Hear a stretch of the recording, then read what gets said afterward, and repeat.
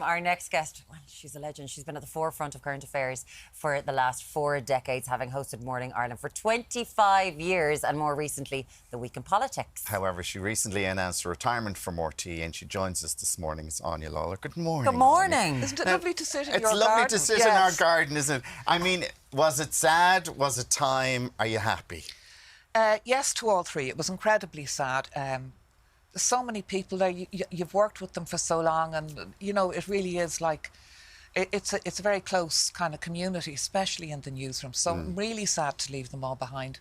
But 40 years is long enough anywhere. It's time I got out of the place, and I'm really looking forward to the future. Yeah.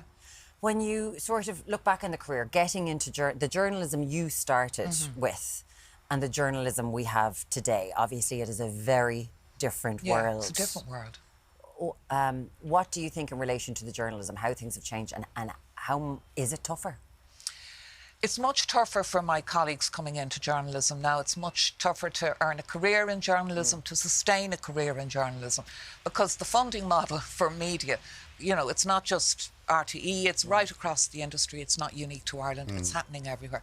So it's getting harder and harder everywhere. And there's, you know, you get this mainstream media, but, you know, a lot of people are clicking on stuff, and that's great, you know, democracy and all the rest you choose. But it really is important that there are people who check stories, follow Facts. the law, chase things down, build up experience. So that's, I know people kind of feel, oh, you're boring, or you're not able to kind of give us all the gory stuff we want to hear now in a court case. There's reasons for all of that. Yeah, absolutely. And going over, when you look back 25 years in Morning Ireland, I mean, you've covered so much. Was there any highlights that you sort of stick with you of those 25 years? The Good Friday Agreement is probably the main one. We'd been up there all week. The tension running, and there'd been some deal had been agreed in Bosnia or Serbia, and so a whole load of international crew had suddenly landed into this car park outside Castle buildings, and the tension built up that last night. The coffee'd run out, the loos were overflowing, it was breaking down, it was on, it was off. And eventually at 7 o'clock we go on air and we don't know what's happening, and in walks John Hume, and suddenly we're talking about a Good Friday Agreement. Wow. Yeah, being able to be a part of things like that, where you're breaking stories. You're like, a story moves on Morning Ireland throughout the morning. That can be one thing at 7. You could be talking about something else at 8:30. Having a team behind you, doing all that kind of stuff, the buzz of something like that on you. Oh, it's brilliant. Like, and you're right to talk about teams, because nothing happens without, you know, the researchers and the editors the night before, the editors on the morning of, the reporters on the morning of, the whole resources of the newsroom behind. Something like, you know, the Barack Obama election that night in Washington, you can't, you never forget moments like that. And there's a huge amount of work, the crews, the sound people, the light, all of that. It's just massive. And the teams. She's always lit very well, Áine. Make sure my light's good. You're saying about the teams, and like over the last couple of years, there has been internal scandals within RT. You had to report on that. You had to interview people about that. How was that for you personally when you're talking about your teams around you? The thing about my colleagues in RT, like, people really care about their job. They're not just going to work. And everybody knew, you know, that things were, there were huge questions over the funding model and all the rest. But I think the scale of the story and the details when they started coming out, it was really devastating to people who are worried about their futures as well. So we were just like everybody else going, what, the actual? And I remember that first week on The Week in Politics, I said to the I'm not even going to ask you questions, like, just away with you, because I wasn't really in a position to be asking the questions at that stage. But to be able to kind of have to hold your hand up like that and go, right, there's this conflict of interest, there's all these things that are going on. It's important for institutions to be open like that. Because we were just talking about what politics used to be like in this country. Like, where lads be, you know, making deals in the Dáil bar and all this. Like, everything has changed about social, political life in Ireland. And the institutions that had once been at the centre of it. When you started in journalism, they're kind of gone to the. They're not as important as they I think once the were. banking crash, I mean, those years, again, who can forget them? And do you remember the appalling weather we had when the IMF came to town? Yes, it was like yeah. everything was just... doomsday. Winter is coming. It had come. Yeah, it really, really had. So they were dreadful years, and I think for a lot of people, that kind of broke their trust in politics. And all I can say is, whatever kind of politics you subscribe to, the people I've seen in Leinster House work really hard, like they really, really do. Yeah. And, you know, you can slag them for all kinds of reasons, but they all, like I have seen them all care about the work that they do, put in hours of work. You know, just look at some of the committees and you'll see the work that goes on. Because you did say this in your final, when you were signing off on the Week in Politics, that you respect politicians of all sides of the dial for what they do now. But it has changed. It wasn't like that years ago, was it?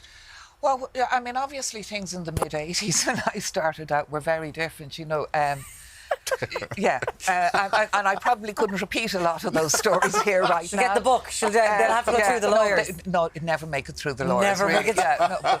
So things were very different back then. And on the other hand, you'd have politicians like up on pedestals nearly, like they were demigods. They were gods, really, around the country especially, But the other thing that has changed now, and again, slag them as much as you want, take a different point of view as much as you want, but the personal abuse that so many of them have to put up with. Well, that's true, I think it's appalling. And it's not just them, it's their families. And when people are having to check security details, care about their family, worry about attacks on their homes, get awful kinds of abuse from these trolls or whatever. No, that's awful, and it should stop. But I saw a comment yesterday. You see it all the time. Because, you know, you were a person within the media. Clips of you would be put up on social media, the biggest misnomer we've ever had of a phenomenon in the world, where tough. Abuse is what you get.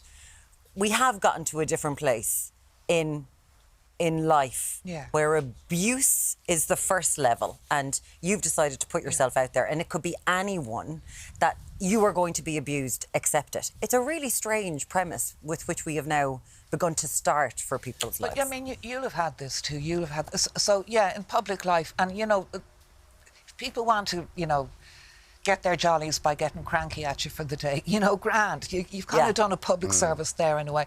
But I think in particular where it becomes threatening or where families get involved, that's a whole nother thing altogether, Throughout the years, let's be honest, there were some days, I'm sure, like when you were reporting on some of the church scandals, when you were reporting on the Troika being in town, all that kind of stuff, that you were like, can I just go home and watch Dallas or something? Like, what does Áine Lawlor do? The Real Housewives. The Real Housewives? Yeah. Is it? Yeah, no, I swear to God, You watch The Real Which Housewives? one? Well, actually, I tend to watch the clips and listen to the podcast because they're even funnier. You know what I mean?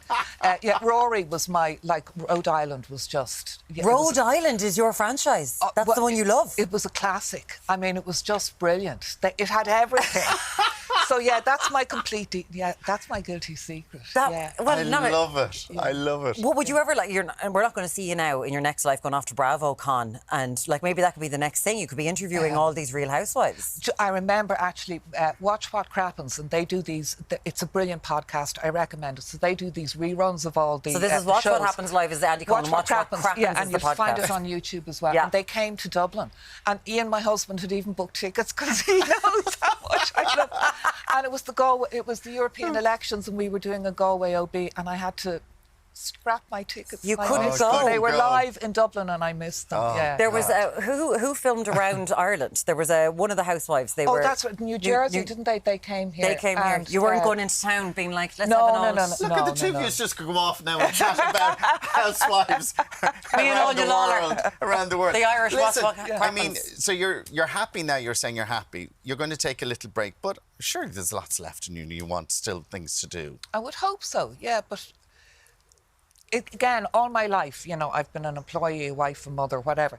And now I don't know what's around the next corner, which is kind of the exciting thing. I haven't had that for a while. Yeah, so that'd be nice. It's amazing to see what you can do next without restraints. And I'm looking forward to the Real Housewives of Journalism. This is what we're going to do. Get you, Mary Kennedy. Who else can we get involved in this? I would watch I'd have to get a facelift first. Would you? That'd be so silly.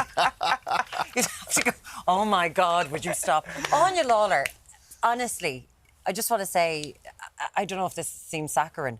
Huge thank you. You've been an amazing part of all of our lives. I know you hate this, but geez, you're a legend. You're amazing, and thanks for coming in and you guys, and it's lovely to be in your garden. Thank you so much. Look at her. She presents bloom, so she's looking around going, is it any good? Áine Lawlor, congratulations. Thank you so much. Thanks a million for everything. Thank you.